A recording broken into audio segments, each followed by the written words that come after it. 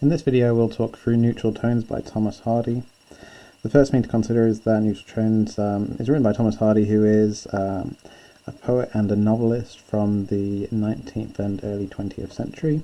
He often writes using a lot of natural imagery, and he does this in this poem, which reflects on a lot of his earlier unsuccessful relationships. It's written from the poet's perspective, and so let's start.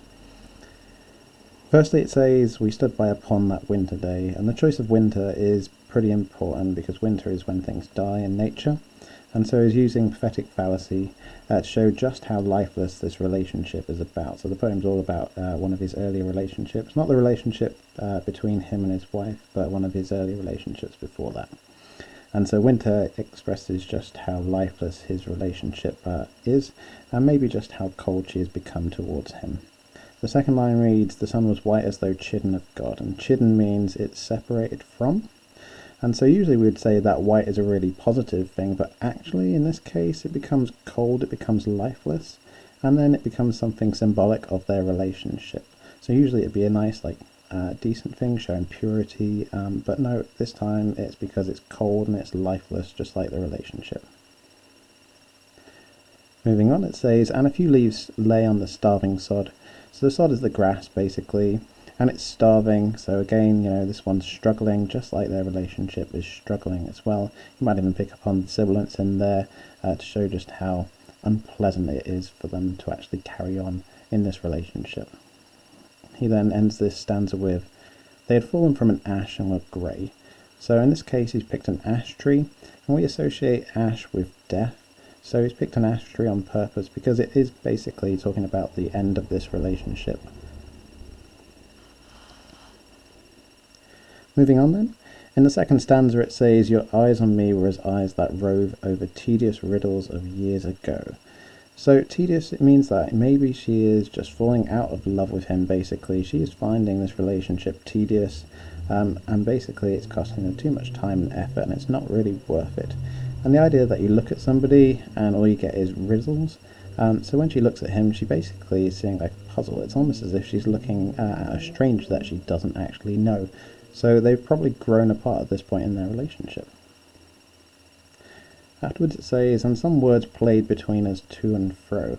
And some, I said it's quite vague, basically. It doesn't suggest many. It basically suggests that their conversation is not very good. I mean, there isn't many words coming between them, so they're not talking very much. And the idea that they played, it's not very serious, it's not very loving, and so I would suggest this probably says that their relationship has become superficial, and they play between them to and fro because they're expected to talk, but actually there's no meaning left anymore.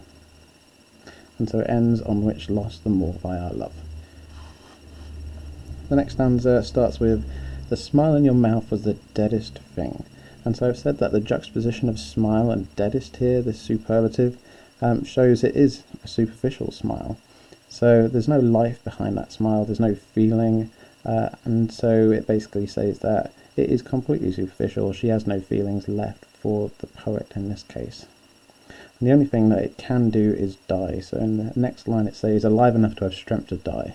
So the only thing it can do is die, which is basically a parallel to the relationship, because the relationship is coming to an end, just like her smile is coming to an end. The same kind of juxtaposition is repeated in the next line, "And a grin of bitterness swept thereby." So again, you've got grin, and then you've got bitterness, something positive matched with something negative there. And so the juxtaposition of grin and bitterness shows that, in this case, she is finding it hard to mask her feelings towards him, and her feelings are bitter. They're not exactly pleasant now. And so she's almost bitter about their relationship and how it hasn't gone anywhere. He then carries on to say, "Like an ominous bird a wing." So in this case, ominous birds are like ravens or blackbirds, maybe magpies or crows, and they're just a negative or a dark omen. And so he looks at that grin and he sees it as an omen that the relationship isn't necessarily going to survive. In the final stanza then, it says, "Since then keen lessons that love deceives." And I particularly like this line.